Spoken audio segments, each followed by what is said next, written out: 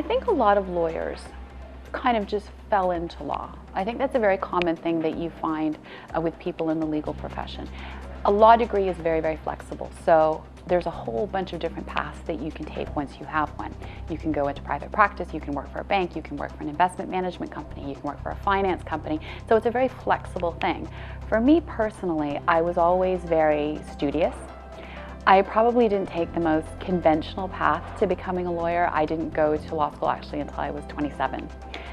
So before then, I had kind of ideas as to what I was going to do. I wanted to be a fashion designer. I wanted to go to Hollywood, but I didn't have any talent and I didn't know what to do. And so I was always very detail orientated, and I was always very good at my studies. And so I was actually working at Maples, and someone once said to me, have you ever thought of going to law school and being a lawyer? And it had never occurred to me before, but he says, you have such an attention to detail. I think it would lend itself very well to a legal career. And that's kind of how I came to kind of start thinking about being a lawyer.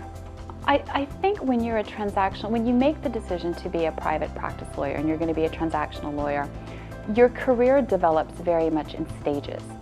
So you first qualify and you're in a process of learning. So you're constantly assisting other lawyers and you're constantly doing research. You spend a lot of time in the library. You spend a lot of time making mistakes. You spend a lot of time soaking up knowledge from other people. And that's very much an initial part of your career.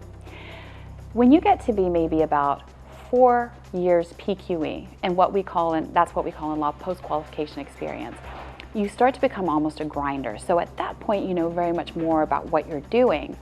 You just start doing it all the time. So you're grinding out transactions and you're effectively just working very, very hard to hone your craft and get better at what you do.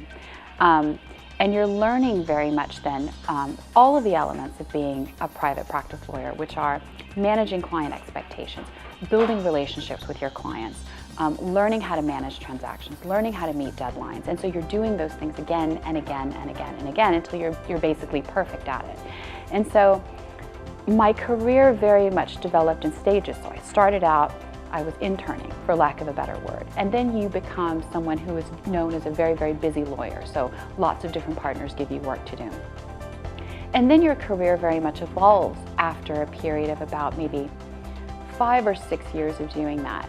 And you become more senior then. And so it becomes much more on you to develop business, to keep associates busy, or to lead teams, or to manage people, or to do more administrative functions for the firm, and also to just be more involved in the community. Because when you're working very, very hard, you don't really have the bandwidth to do a lot of community work. But as you progress through your career, that's a very natural progression in that you do then have more of a responsibility to be civically responsible, because you've kind of done your time as a grinder and you're still very busy, but it kind of lends itself more to being a little more visible publicly.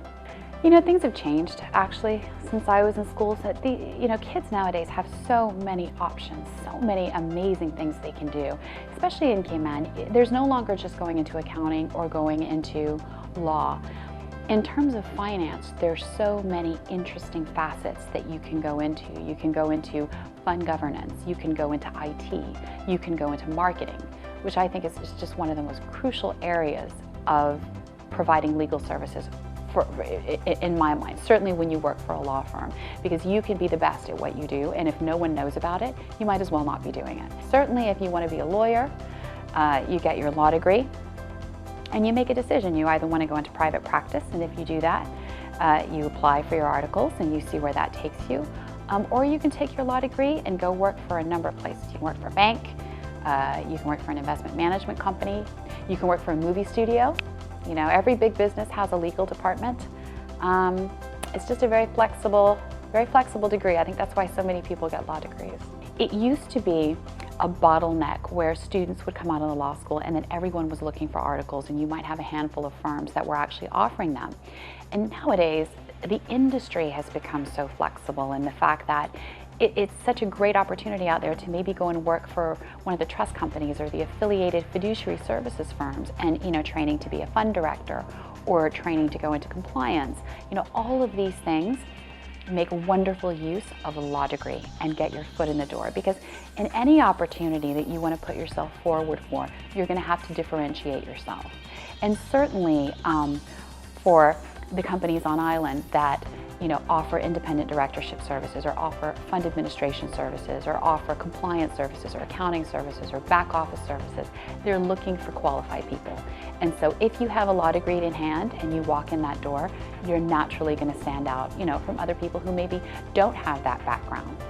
So those are really exciting fields right now, with amazing opportunities, opportunity for travel, opportunity for meeting people and building those business relationships, and kind of building your tenure and seniority as you move up whatever ladder you choose to go